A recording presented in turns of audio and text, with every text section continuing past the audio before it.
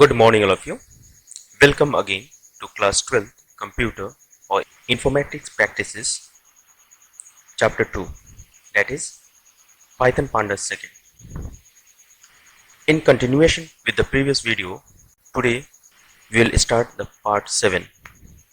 In Part 7, we will discuss about descriptive statics with pandas. Let's see the contents or agenda of this video.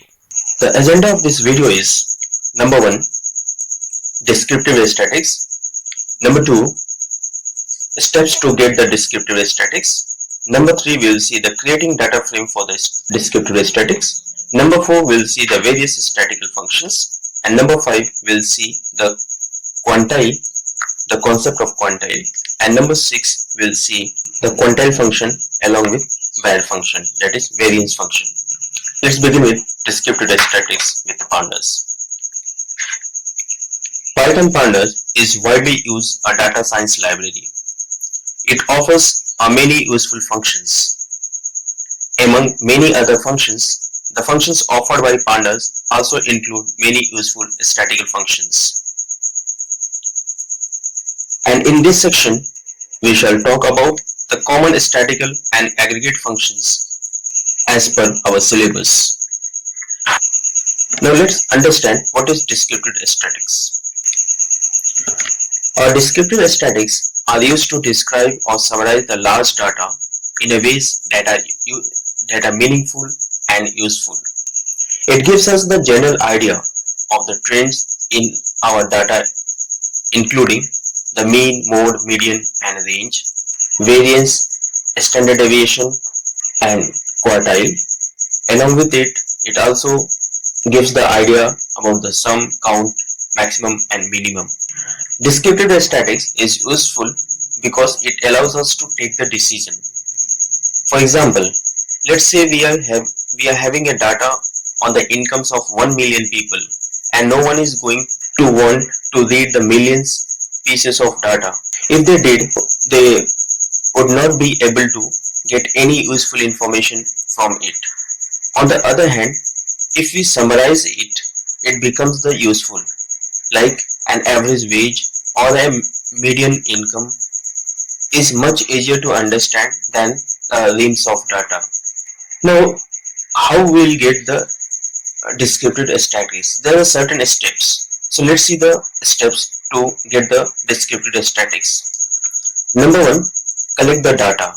It means we can either collect the data from the data file or from the user. Step number 2 is to create the data frame. We can create the data frame from the pandas object. And number 3, to get the descriptive statistics from the pandas data frame. In this step, we'll get the descriptive statistics as per the requirement, like the mean, mode, max, sum, etc. from the pandas object. One point we must remember that a data frame object is the best for the descriptive statistics, as it can hold the large amount of data and the relevant functions. Let's see how to creating the data frame from descriptive statistics. Pandas data frame object come up with the methods to calculate the max, mean, count, sum, mean, median, mode, quartile, standard deviation, variance, etc. So to understand the functions in this section, we'll take our reference data frame. Let's take this data frame. That is, you can see here in this code, we first import the two libraries. That is a NumPy library, import NumPy as NP, import pandas as PD. And after that, I have created a dictionary with the name DI cells that includes the data of the 4 years 2016, 17, 18, and 19. And this years is a key, and the values is again another key, including the key as Q1 value, Q2 value, Q3 value, and Q4 values. This way, different values are stored for the different years. And after creating this dictionary, our dictionary has been transformed to data frame object. The data frame object name is sal_df. So sal_df data frame is equals to pd.dataframe di cells. So with the help of dictionary object, our DataFrame object has been created. After that, I have displayed the DataFrame object. You can see the DataFrame content here. This our DataFrame is here. Now we will apply this DataFrame to understand the different functions. So let's see. Let's understand the first two functions, that is mean function and max function. The mean function and max function find out the minimum or maximum value respectively from the given set of data. The syntax for these two functions are dataframe.mean, in a bracket we will write access is equal to none, or skip na is equal to none, or numeric only is equal to none. These all three parameters are optional. Similarly for the max also, dataframe.max, in a bracket we can write access is equal to none, skip na is equal to none, or numeric only is equal to none. Let's understand this parameter.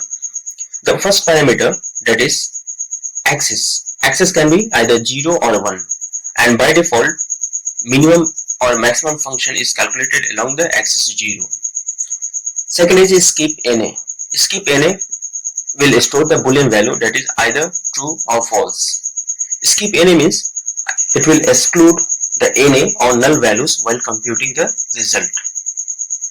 Similarly, the third argument, that is numeric only. So numeric only also stores the boolean value, that is either true or false, and this will include only the float, int or boolean columns. Let's understand the mean function first. So I have taken a same data frame, that is cells df, and in this data frame I will apply the mean function without any argument first. So let's see a cell df.mean. By default, calculation is done on the row or index, that is axis 0, and we get the minimum value from each axis. You can see the minimum value in 2016 is 34,500. We are getting 34,500. Similarly, the minimum value in 2017 is 44,900. Similarly, the minimum value in 2018 is 51,000. So it is giving 51,000. Now similarly in 2019 only one value is there, we are getting only one value. Now let's see the another way to use the mean function with the access.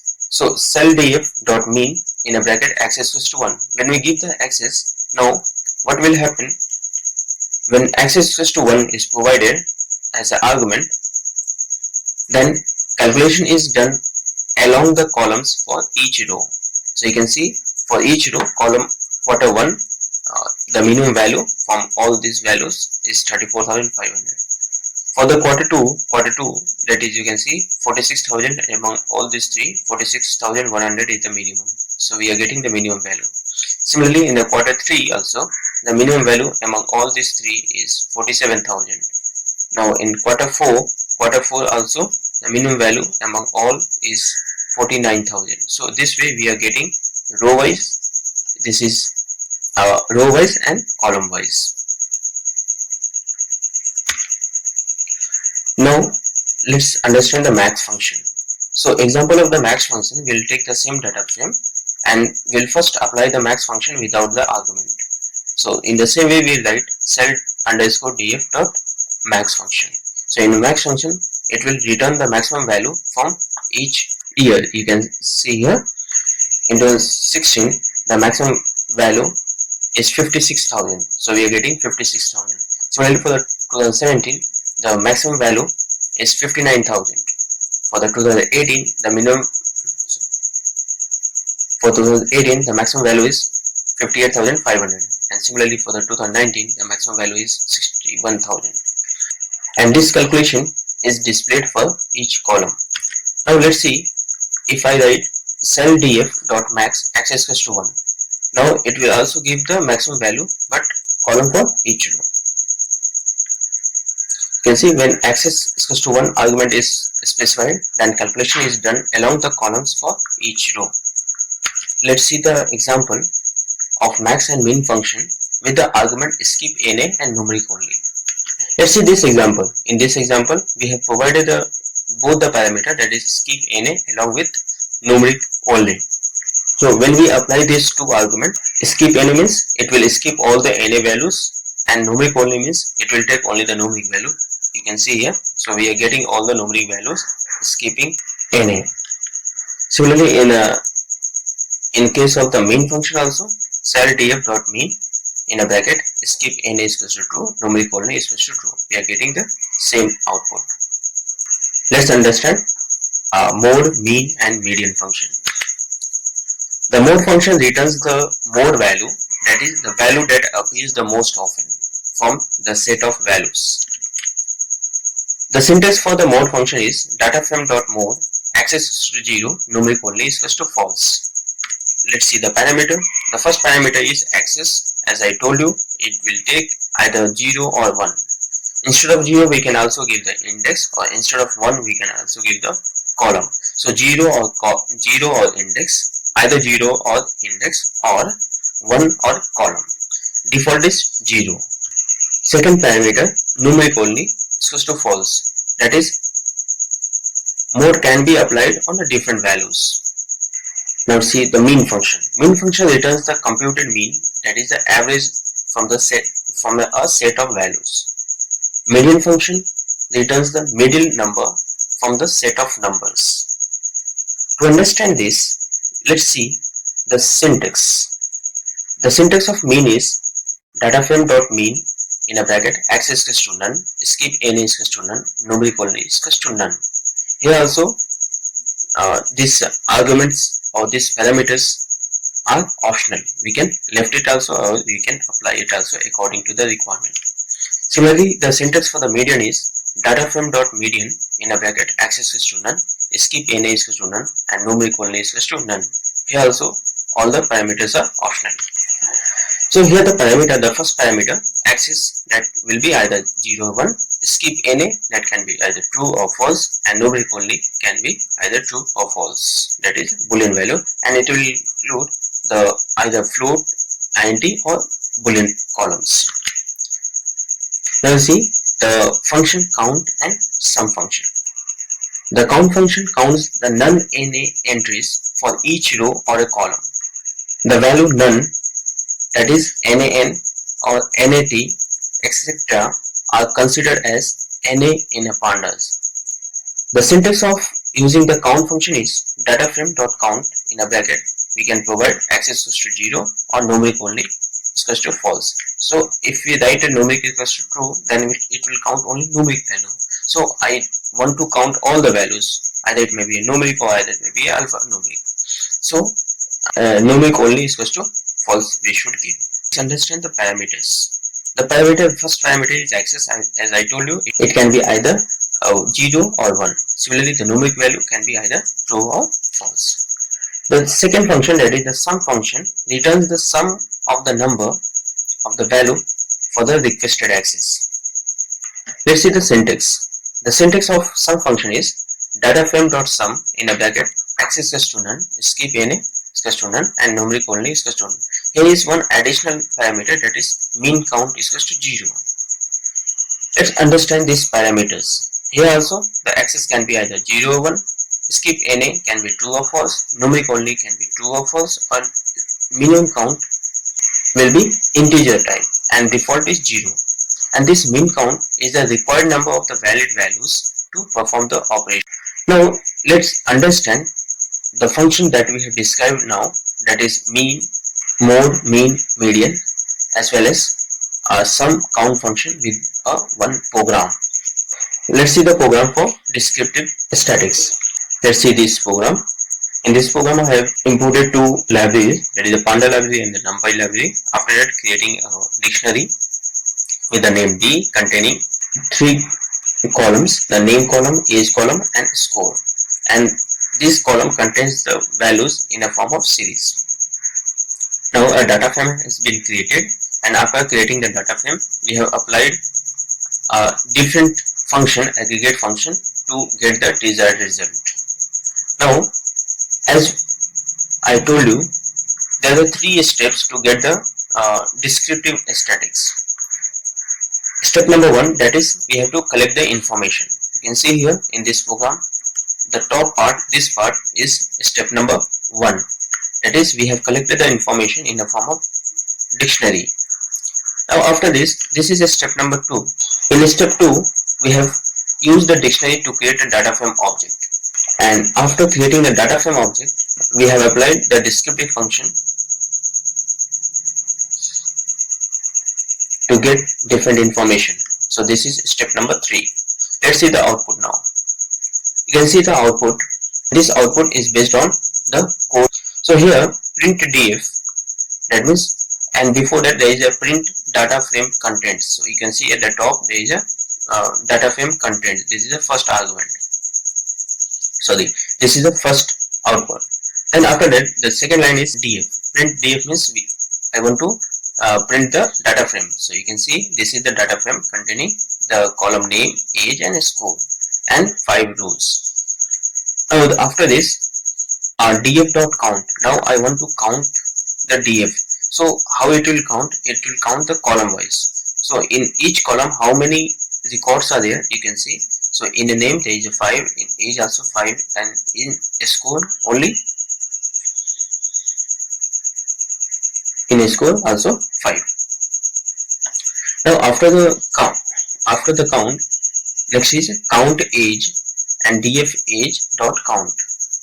So you can see count age 5. Now similarly sum score, df score sum, you can see. So sum of score 345. Then minimum age, df age dot mean. So mean function will return 34. That will be the age, minimum age. Now similarly maximum score, that is df in a square bracket score dot max. So you can see the maximum score is 89. Similarly mean age we are getting 40.2. Now similarly mode of age, you can see the mode of age. So in the mode of age, for each row different values are there. So the first row, the mode of age is by default it is giving with the row. So on the 0th row, that is the first row 34, second row 38, third row 40, and fourth row 41, and fifth row 48. So this way we will get the output. And at the last, median of the score. So median of a score, that is df score dot median. So we are getting the median of a score is 67.0. Let's understand quantile. A quantile statics is a part of a dataset. It is used to describe the data in a clear and understandable way. That means, let's take an example. The 0.3 quantile, 0.30 is a quantile that basically saying that 30% of the observations in our dataset is below the given line. On the other hand, it is also stating that there are 70% remaining above the line we set. Let's see the common quantiles. So, certain types of quantiles are used commonly to have a specific name, and these are as follows. The 2 quantiles is called the median that we use. 3 quantiles are called the terciles.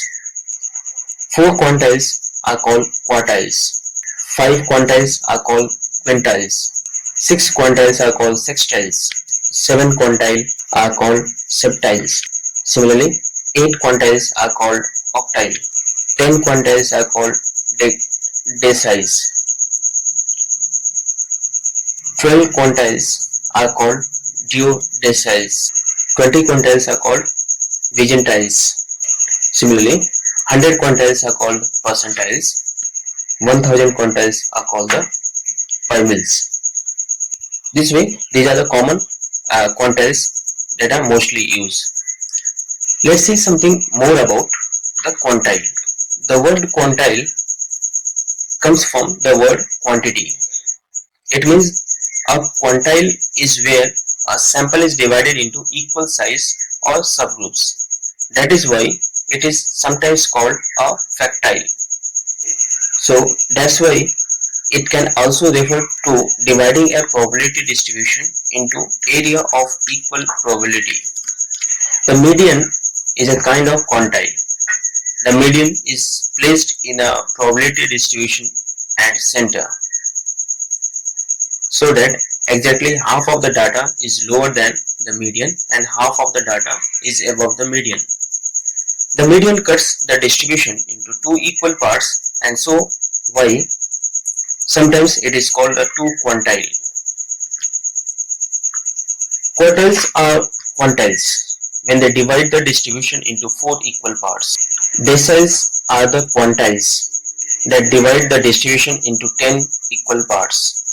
Similarly, and percentiles when that divide a distribution into 100 equal parts. Now let's see how to find a quantile manually. So to find a quantile, we can easily understand with a sample question. So the sample question is, find a number in the following set of data where 30% of values fall below it and 70% fall above. These are the numbers given and total 40 numbers are given. So step number 1 is we have to arrange this data in a ascending order, that is smallest to largest. And if we see this question, so already the data is arranged in the ascending order.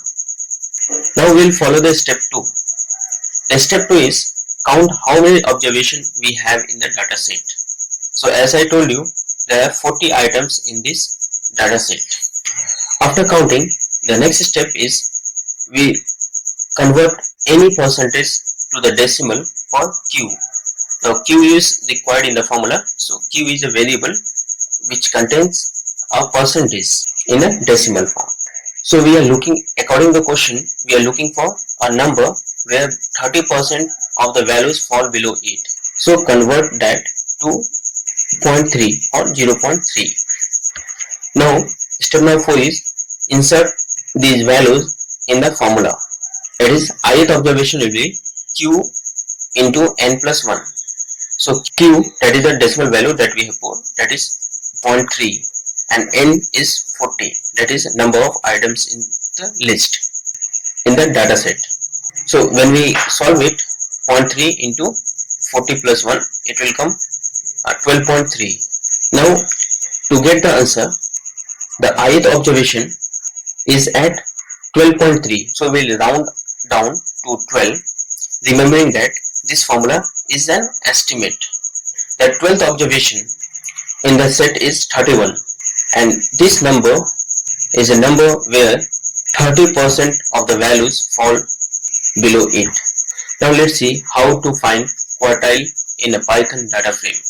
In Python, to find the quartile, we use a quantile function, and this function will return values at a given quantile over the requested axis. Either it can be a 0 or either it can be a 1.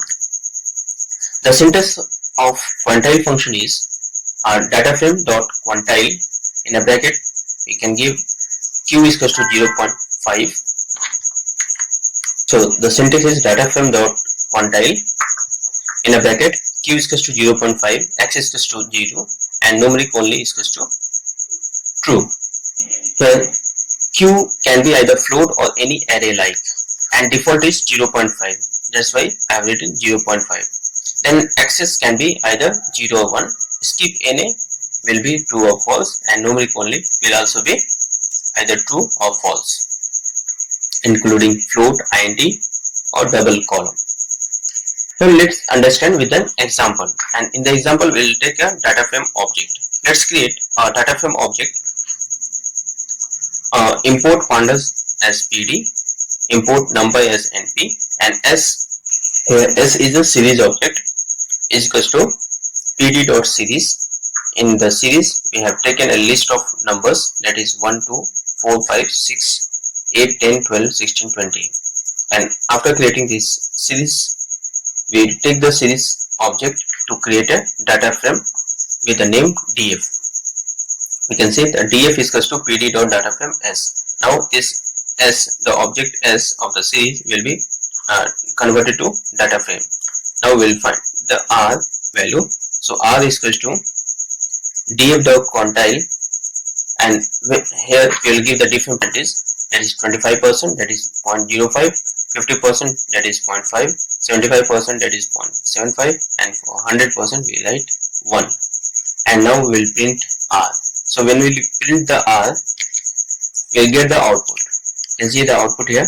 In the output, we will get at a 25%, the output is 4.25. At 50%, the answer is 7. For 75%, that is 0.75, we will get 11.5. Similarly, for the 100%, that is 1, we will get 20. That is the highest value here, 20. This way, we will get the output by using the quantile function. Now, there is another function, that is a variance function in our syllabus. So, let's see the variance function. The var function or the variance function in a Python pandas is used to calculate the variance of a given set of numbers. It may be a variance of data frame, variance of column, or variance of rows. To use the variance function, we will use this syntax, that is dataframe.var in a bracket. We will give the x is equals to 0, skip n is equals to none, or numeric only is equals to none. Now, to understand this, let's see one example. And in this example, we'll see a program to understand the var function. Let's see this code. First, I have imported two libraries of the Python, that is Pandas library and NumPy library. And after that, I have created a dictionary of the series, that is with the name D, containing 3 columns: name, age, and score. And after creating this dictionary, with the help of this dictionary, I have created a data frame object, that is DF. And after that, we have displayed the data frame and the variance of the data frame. So let's see the output here. You can see there are 4 print statements. According to the first print statement, that is print data frame contents, the first output we are getting the data frame contents. After that, print df.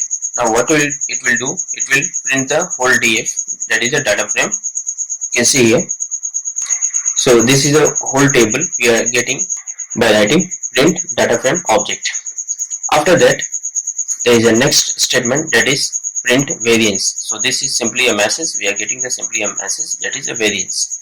The next is print df.var function. Second variance we are getting of next column, that is a score column. So a score column has a variance of 352. Now next we will see how to apply a function on a subset of data frame. Sometimes we need to apply a function on the selective column or a row or a subset of a data frame. We already know how to access a single row or a column or a subset from the data frame. Now we will work with all the functions in a similar way. First we will see applying function on a column of a data frame. To apply functions on column, we will use the syntax, that is data frame. In a square bracket, we will write the column name, square bracket close, dot function. Let's see an example. And for the example, we will use the previous data frame, that is df1, containing the name, age, and score.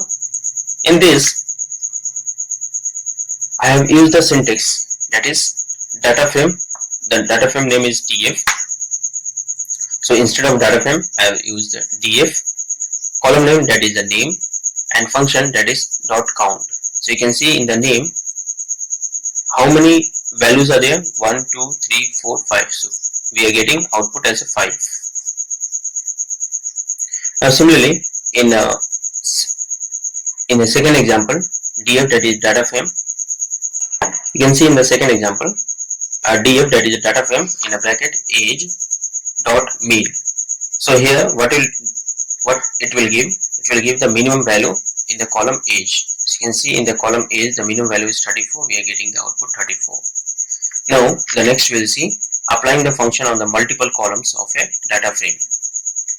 And for this we will use a syntax, that is data frame. Then we can put a square bracket, then again a square bracket, and all the list of the columns that we want in the output. Then column square bracket close, dot function.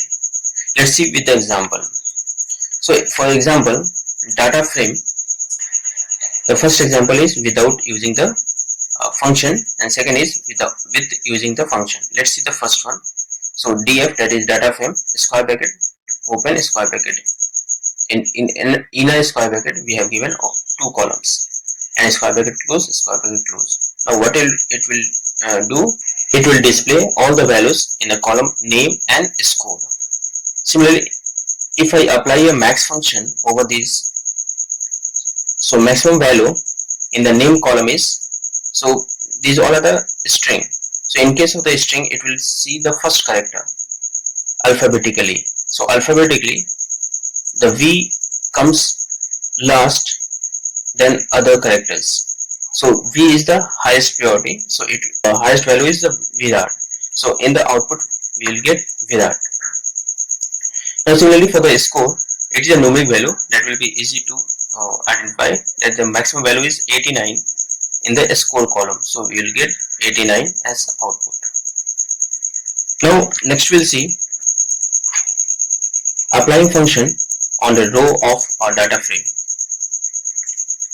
The syntax will be dataframe.loc in a square bracket row index comma colon square bracket close dot function. So remember this syntax. This syntax we have learned in while discussing about the LOC function. The same function or same syntax will be used here also. So let's see the example. In this example also we will use the same data frame. So the first example is without using the function, and second is using the function. You can see the first example. In the first example, I have written df.loc in a square bracket 2 colon square bracket close. So 2 means it will start from the second index, index number 2, till the last index. Last index was 4. So you can see the 2, 3 and 4 will be included. So you can see here output, we are getting the row of index 2, row of index 3 and row of index 4. Similarly, if I write df.loc in a square bracket 2 colon square bracket close dot max. So what it will do, it will return the maximum value from only these filtered values. So out of these 3 in the name column, the maximum value is Virat. Similarly, in a age, the maximum is 41, and in a score, the maximum is 89. You can see here we are getting the output as name Virat, age 41, and a score 89. Now similarly, we will apply a function on a range of rows of a data frame. To apply on the range of rows, the syntax will also contain the range like this. You can see the syntax. The syntax will be dataframe.loc in a square bracket. We have to mention start row colon end row, then a square bracket close, then at the last we have to write dot function. Let's see the example. So this example, there is a 3 example. The first example is without using the function. Second example and third example contains the function along with the LOC function. Let's see the first df.loc in a square bracket 1 colon 3 comma colon. So what it will do, it will search the value from the index 1 till the index 3. So you can see the output. So the values at the index 1 we are getting, index 2 as well as index 3. Now if I apply some function, for example df.loc 1 colon 3 comma colon bracket close dot count. So what it will do, it will count the number of records in each column in between this range. So you can see, so from 1 to 3 the number of records are 3 in name, 3 in age and 3 in score. So that's why we are getting the name 3, age 3 and score 3. Now similarly I can apply the next function, that is a mean function, or any other function you can apply. So I have applied here mean function. So what it will do, it will find the minimum value from these values. So in a name, the minimum is, you can see Dhoni, D is smaller than B and R. Now similarly in age, the minimum is 34 and score, the minimum is 55. So you can see we are getting in the output name Dhoni, age 34, and score 55. So this way we can apply a function on a range of rows of a data frame. Now next we'll see applying a function on a subset of a data frame. The syntax for this is dataframe.loc. Here we have to give the range of rows also and range of columns also. So start row, colon, end row, comma, then I have to write the start column, colon, end column, bracket close. If you want to apply the function also, then write dot function. Let's see with the example. So this is a data frame that I have created previously, and over this data frame I will apply the above syntax. First we'll see df.loc in a square bracket 1 colon 2 comma name colon score. So what this statement means? This statement means I want the values from the index 1 to index 2. So this is row 1, start row, colon, end row. So this is the condition for the row. Now if I want to give the condition for the column also, so you can see name and score. So both are blank. Now similarly we see the second one as a df.loc, the same argument, that is 1 colon 2 comma name colon score. So all the range of rows and range of columns are the same. Now the one function has been applied, that is the max function. So what we will do, from the above output it will find the maximum. So in the row, in column name, the maximum is without, so it will show the without. In the age, the maximum is 40, so it will show 40. In the score, the maximum is 89, it will show 89. This way we can apply the functions over the set of data frame. We will see one more example, that is df.loc, the same argument, that is 1 colon 2 comma name colon score. The same range of columns and same range of rows are given, and I have applied another function, that is count function. Count function will count the records in each column. So you can see in the name 2 values, in the age also there are 2 values, and in the score also 2 values. So that's why we are getting 2, 2, 2. So in today's video we have covered the descriptive statistics with the pandas, including the various functions of descriptive statistics. Apart from this, we have also understand the concept of quantile, and we have applied the quantile with the help of the quantile function, and at the last we have learned about the variance function. And this is as per the syllabus. Now in the next video we will meet again with the next topic, that is advanced operation on the data frame. Till then, stay home, stay safe. Thank you.